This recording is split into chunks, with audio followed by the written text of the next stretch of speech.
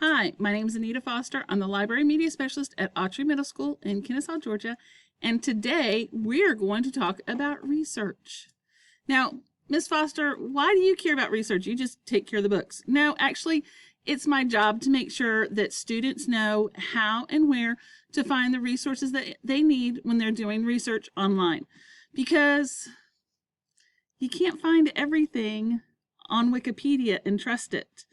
Wikipedia is a website that anybody can go in, I have, and change the content in there and say anything. They could say that the sky is purple, and it's not. So actually, I changed it and did it the right way, and quite honestly, within a couple of minutes, it had to be changed again, because I, as you all know, am a huge Gator fan, and it was when Tim Tebow was playing, and he had broken some records, and I went into the Wikipedia page and changed and updated the records. Well, within a couple of minutes, the record had been broken again, and before I could get in, somebody else had gone in. So what I was doing was not malicious, but there are people that just love to go into Wikipedia and put false content in there, and then students like to go and get it for research. So that's why we say do not use Wikipedia, because you cannot trust your source. I did not have to put that my name was there and that I was watching that I was the source and that I was watching the game live.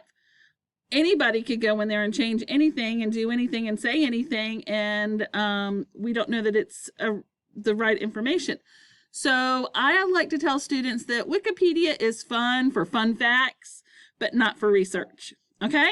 Then the other thing that students like to do is they like to go into Google and they just want to Google the answer. Well, again, unless you're checking your sources to see if your source is correct, then you're not doing due diligence with your research. You're just going in there, checking that one thing, and taking their word for it, and they could be Joe Schmo living in his mama's basement. We don't trust Joe Schmo. Okay, just saying. All right, so I'm going to show you a couple of different places that you can do research, but I am going to show you Google first, because this is what you all do. Okay, so I'm going to show you why I don't recommend using Google. Now, Google is a search engine. It is not a website that you can cite saying that's your source. And for every paper I've ever had to do in school, I've had to cite my sources. So if it's a real research paper, you have to cite your sources and tell your teacher what website you got your information from, or what book you got your information from. So I've had to write a lot of research papers over my career, and you know what? I've had to do my works cited and put on there what website I used. So if I'm going to just do it for just a project and I don't have to do my works cited, I still will use reliable resources for my research and not look up something that's not as reliable. So for example, I know right now that 8th grade is working on Newton's laws of motion. So I'm just going to do Newton's laws. We're going to take of motion out. And look, 15 million results. Now, if I was to put of motion, it goes up to 34 million. Who wants to go through 34 million hits and find out which ones are the right ones? Now, this one right here, I would probably trust. It is a nasa.gov. So that one's going to be a reliable source. But the next one is Wikipedia. Now, we talked about, Ms. Foster's gone in and changed some Wikipedia stuff. Anyone can do that. So is your source going to be reliable on Wikipedia? No, it's not. So do not use Wikipedia when you're doing research for school. That research, or that is for fun facts. Like, I've watched TV shows and that's historical fiction, and I've looked up the person that the TV show's about to see more about their life. That, it's okay, because it's just fun facts for me. It's not for a research paper. The next one is Britannica. Now, you know what? Britannica is going to be one that we go to, but I'm going to show you a different way to get there in just a minute, because this Britannica will probably take you to a different site, and we want to make sure you go to the middle school one. Then we have more things and more videos down here, and then it gives you finally some more results. Well, this one right here, physicsclassroom.com, I've never heard of that site. I don't know that it's a reliable source. It may be, or it may be Joe Schmo in Mama's basement. Who knows? So let's click on it and see. Now on here, I'm looking to find out who does this website, because that's the first thing. Are they a reliable source? If they're not a reliable source, I'm out. So who is doing this website? And you know what? I'm looking over here on the side. I see nothing about me. I see nothing about the physics classroom. I see a teacher's toolkit, reasoning center, laboratory, photo gallery, a store. I have no idea who owns or runs this. And at the bottom, there's nothing that tells me, is this a physics expert? It could just be somebody who likes physics. It could be somebody who likes the Big Bang Theory, for all we know. We have no idea. So, yeah, we're not going to use this as one of our sources because we don't know if it's reliable or not.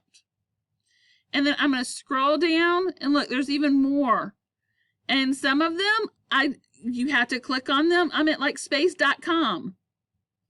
Who is space.com? Unless it tells me on there, I'm not going to trust it. I'd rather go up to the NASA one up top and use that one.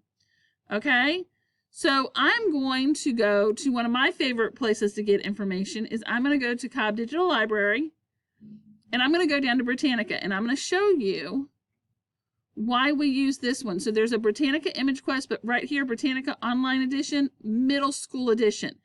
And why that's so important is it's written at a level you can understand. It's not written at a college level like the other Britannica might be. So I'm just going to click on that one. And I'm going to come in here and I'm going to type Newton's laws. And then I have something here on the mechanics of physics. I have something on here for astronomy that has Newton's laws all in it.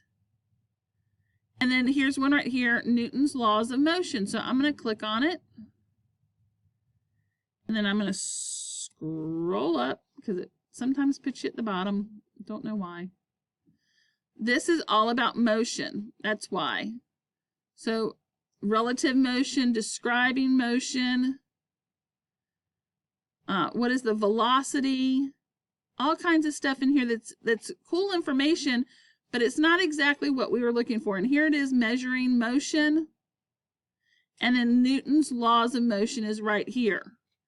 The English scientist Isaac Newton proposed 3 laws that show how motion of objects can be changed by forces. These laws are known as Newton's laws of motion. The first law states that the motion of an object will not change unless the unbalanced force pushes or pulls on the object. In the second law, Newton related force with mass and acceleration, showing that a strong force makes an object move faster than a weak force acting on the same object. And Newton's third law shows that whenever a force is pushed on or pushes an object pushes back with an equal and opposite force. So there is my answer to Newton's 3 laws. I'm going to go back because I saw it in another place too. And I'm going to see if I can find that. I clicked on Isaac Newton. I did this a little earlier. Talk about big band hair from the 80s. This was from the 16 and 1700s, and he had that big band hair. Just saying. And I'm going to scroll down because I saw it earlier, like I said. And Newton's monumental contributions is what I want to click on. And then it takes me to this area about his contributions. And above it, if I scroll up, there's Galileo. And then if I scroll up, the ancient beginnings of mechanics, Aristotle. Okay? But I want to see Newton's contributions. So I'm going to... He developed a special mathematics, which became... he became one of the discoverers of calculus.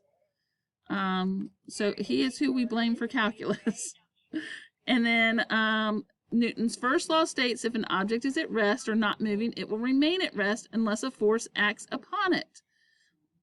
He goes into his second law there, and then down here, he goes into his third law. Okay, so there I have found several different resources for Newton's laws.